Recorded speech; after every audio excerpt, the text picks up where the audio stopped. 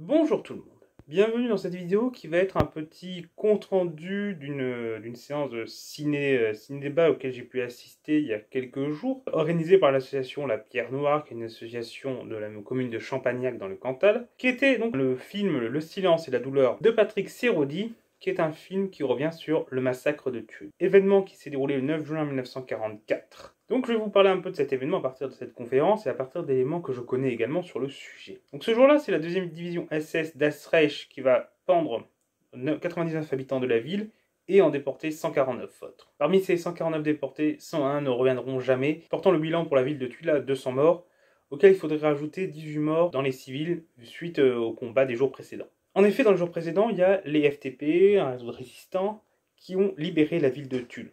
On est quelques jours après le débarquement et il y a des insurrections de la résistance qui se déroulent un peu partout dans le pays. Et le Limousin est une zone où la résistance est particulièrement active et où les FTP sont particulièrement puissants et où donc se déroule particulièrement ce genre d'action de libération de ville. Et ils ont réussi à vaincre l'armée allemande qui était présente en garnison ici. Sauf que cette division d'Eisreich qui arrive là maintenant, c'est une division qui a été sur le front de l'Est.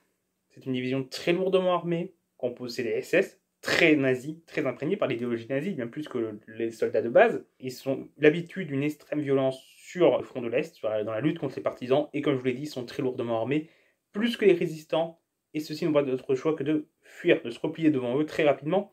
De toute façon, s'ils avaient résisté, ça aurait entraîné des combats à l'arme lourde dans la ville, et des dégâts considérables. Et des pertes dans les civils sûrement aussi très lourdes. Une fois ces soldats s'étant emparés de Tulle, ils décident de faire payer cette lutte, de mener des représailles contre les soldats allemands qui sont morts durant la libération de la ville. Une rafle est donc ainsi organisée. Officiellement, il s'agit alors d'un contrôle d'identité. Ainsi, on n'éveille pas les soupçons, on rassure les gens, on leur dit juste on fait un contrôle d'identité, ils vont revenir après. Certains témoignages montrent quand même qu'il y avait une méfiance de la population et que certains se doutaient qu'il y avait quelque chose derrière ça. Certains ont fait leur adieu à leur famille, d'autres sont cachés pour éviter d'être ce prétendu contrôle d'identité. Donc ça montre bien que on sentait que c'était peut-être plus que ça.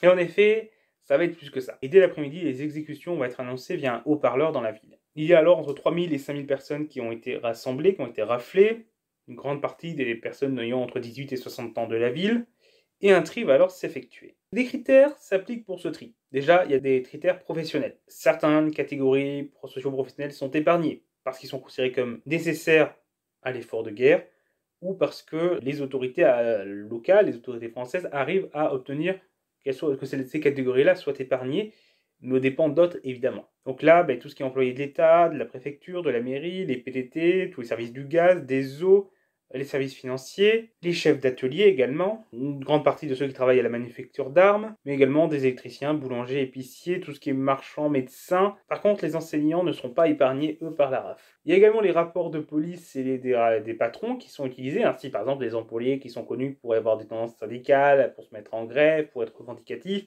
ou des liens avec les communistes, seront particulièrement visés par la répression et seront donc choisis en priorité pour être exécutés. Il y a également des dénonciations. Là-dessus, un grand silence. On ne sait pas vraiment qui a dénoncé qui. Tout le monde s'est un peu tu sur le sujet par la suite, mais il y a eu des cas de dénonciation déjà depuis 1940 dans la ville, et il y en a eu probablement ce jour-là pour dénoncer ceux qui étaient en lien avec la résistance pour qu'ils soient exécutés. Ainsi, 120 personnes sont choisies pour être pendues. Mais dans les faits, seulement 99 vont l'être. Il y a un peu de flou sur la raison pour laquelle les 21 ont été épargnées. Il y a eu des discussions entre l'occupant et les autorités locales, les chefs d'entreprise. Il y a également un prêtre qui est intervenu. Celui-ci a un peu dit que c'était grâce à lui que les 21 ont été sauvés. Ça s'est mis en doute, il en aurait sauvé que quelques-uns. En tout cas, voilà, il y a un peu de flou, mais il y a eu des discussions, ce qui fait qu'au final, ils se sont arrêtés à 99 exécutions. Mais ces 99 exécutions ont été mises en scène. Il y a eu un public à ces exécutions. Elles se sont montrées souvent brutales avec les personnes exécutées, frappées, les personnes étaient frappées.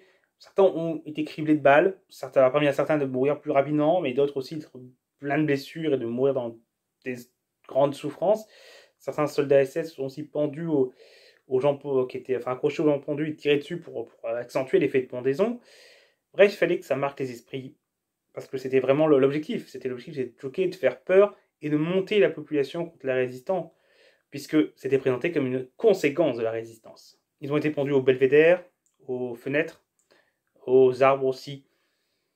Bref, ce qu'ils avaient pour accrocher des cordes. Et là aussi, les témoignages montrent un fort traumatisme chez les personnes qui ont assisté à ces exécutions. Cette division SS va ensuite quitter la ville, remonter vers le nord du pays, commettons d'autres massacres, d'autres exactions avec les d'autres membres de la même compagnie, de la SS Test Reich. D'autres membres de cette division seront responsables du massacre de Oradour-sur-Glane le lendemain. Les FTP seront parfois du coup accusés d'être responsables, puisque c'était officiellement une représaille. Néanmoins, à Oradour-sur-Glane, c'était pas des représailles, c'était un massacre gratuit. Il y a eu des massacres gratuits à d'autres endroits. Difficile de savoir du coup si il y aurait eu des événements aussi similaires, s'il n'y avait pas eu d'acte de résistance, ou si c'est une conséquence de celui-là. Mais après, c'était la guerre. C'est la guerre et il fallait se battre. Mais de toute façon, c'était l'objectif de cette opération. C'était diviser résistants et population en faisant porter le chapeau aux résistants. Et ça a marché pour une partie de l'opinion publique. Cependant, les gens sont souvent dans la ville, ils ont peu parlé de l'événement par la suite.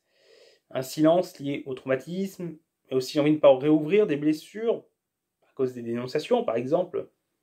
Savoir que tel membre de ta famille est mort parce que quelqu'un l'a dénoncé, ça peut créer des tensions dans la ville.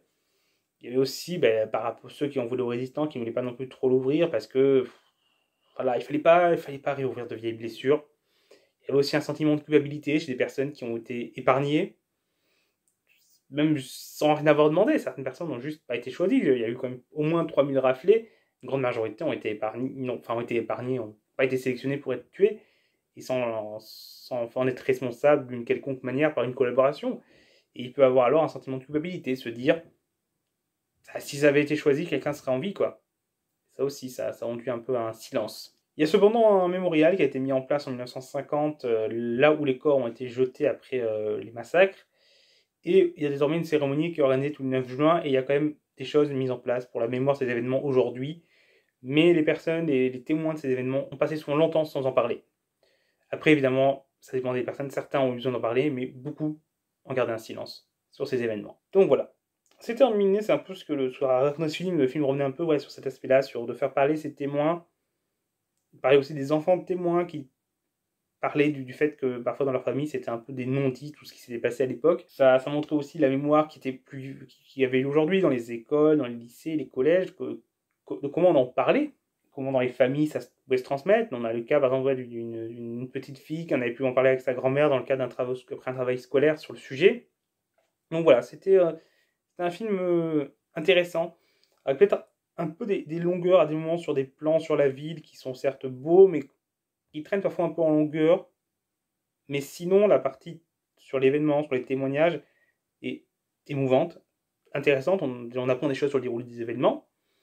Et on a une parole directement des personnes qui l'ont vécu. On voit la peur qu'ils ont connue à ce moment-là, le traumatisme qu'ils ont pu en garder de cette triste page de l'histoire, de notre histoire. En tout cas, voilà.